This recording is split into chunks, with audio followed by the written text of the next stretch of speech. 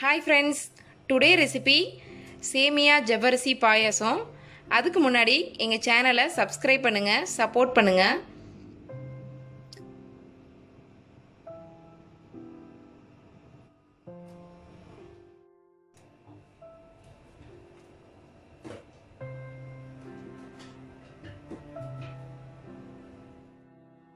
Hi friends, today recipe Payasam. அதுக்கு தேவையான பொருட்கள் என்னென்னன்றதை பார்த்துடலாம். நான் வந்து இன்னைக்கு ஜவ்வரிசியும் சேமியாவும் போட்டு செய்ய போகிறேன். ஸோ ஜவ்வரிசி வந்து நான் வந்து 50 கிராம் எடுத்திருக்கேன், சேமியா வந்து 75 கிராமு, சீனி வந்து 1 கப் எடுத்திருக்கேன். உங்களுக்கு சுகருக்கு தேவையான அளவு பார்த்து எடுத்துக்கோங்க. அதே மாதிரி கிஸ்மிஸ் பழம் 25 கிராமு, முந்திரி பருப்பு அது ஒரு 30 கிராம் எடுத்திருக்கேன். அதுவுமே உங்கள் தேவைக்கு ஏற்றாப்புல எடுத்துக்கோங்க. அப்புறம் பால் வந்து 1 லிட்டர் எடுத்துக்கோங்க. இப்போ வந்து எப்படி செய்யலான்றதை பார்க்கலாம். இப்போ ஃபஸ்ட்டு வந்து இந்த ஜவ்வரிசியை வந்து வறுத்து எடுத்துக்கலாம். இப்போ நீங்கள் எந்த சட்டியில் செய்ய போகிறீங்களோ, நான் வந்து இப்போ வந்து இந்த சட்டியை எடுத்திருக்கேன். இதில் வந்து இப்போ வந்து வறுத்து எடுத்துக்கலாம். ஜவ்வரிசியை ஒரு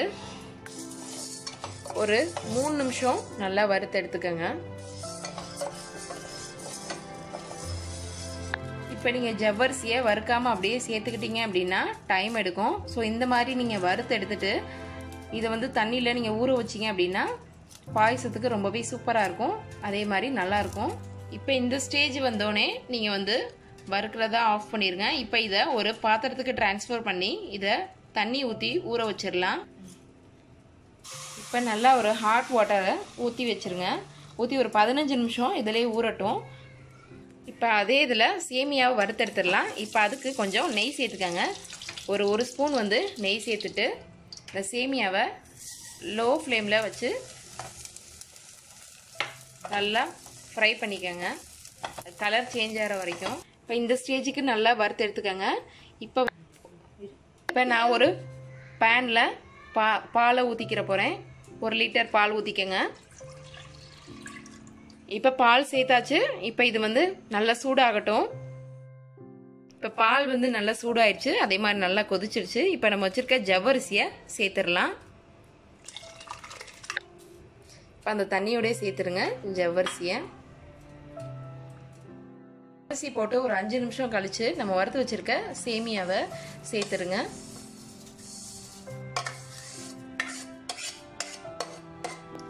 இப்போ ஜவ்வரிசி சேமியா எல்லாமே நல்லா இந்த பால்லே நல்லா குக் ஆகட்டும். ஸோ அதுக்கப்புறம் சுகர் சேர்த்துக்கலாம்.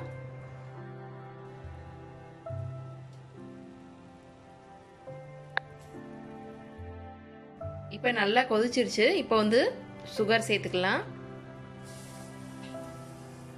இதோட கொஞ்சம் உப்பும் சேர்த்துக்கோங்க. உப்பு சேர்த்திங்க அப்படின்னா நல்லா வந்து அதோடைய சுகர் டேஸ்ட் வந்து கொடுக்கும். ஒரு பிஞ்ச் போட்டிருக்கேன். இப்போ இதை நல்லா மிக்ஸ் பண்ணி விட்டுக்கலாம். இப்போ இதை நல்லா மிக்ஸ் பண்ணி விட்டுக்கோங்க. உப்பு போட்டிங்க அப்படின்னா தான் அதோடைய சுகர் டேஸ்ட்டை நல்லா எடுத்து கொடுக்கும். இந்த பாயசம் நல்லா டேஸ்டியாக இருக்கும். உப்பு போடலை அப்படின்னா கொஞ்சம் லைட்டாக ஸ்வீட் வந்து கம்மியாக இருக்கிற மாதிரியே தெரியும். இப்போ நல்லா கொதிக்குது. இப்போ அதை ஆஃப் பண்ணிடலாம். ஆஃப் பண்ணிவிட்டு நெய்யில் தாளித்து இதில் வந்து ஊற்றிடலாம். இப்போ சேமியா ஜவ்வரிசி எல்லாமே நல்லா வெந்துடுச்சு. ஸோ இந்த ஸ்டேஜில் வந்து அமர்த்திடுங்க. இப்போ வந்து இதை தாளித்து இது மேலே நெய் இது கொட்டிடலாம். இப்போ நெய் ஊற்றிக்கங்க. நான் வந்து ஒரு 2.5 ஸ்பூன் வந்து நெய் சேர்த்துருக்கேன். இப்போ ஃபஸ்ட்டு கேஷ்யூ நட் சேர்த்துக்கோங்க. இது நல்லா ஒரு ப்ரௌன் கலர் ஆன பிறகு நீங்கள் வந்து கிஸ்மிஸை சேர்த்துடலாம். இப்போ இந்த ஸ்டேஜுக்கு வந்தோடனே நீங்கள் வச்சுருக்க கிஸ்மிஸ் பழம் அதை சேர்த்துருங்க.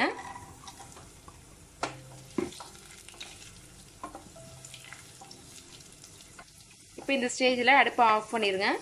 இப்போ இதை பாயசத்தில் தூக்கி ஊற்றிடலாம். இப்போ வச்சுருக்க பாயசத்தில் இதுக்கு மேலே ஊற்றிடலாம்.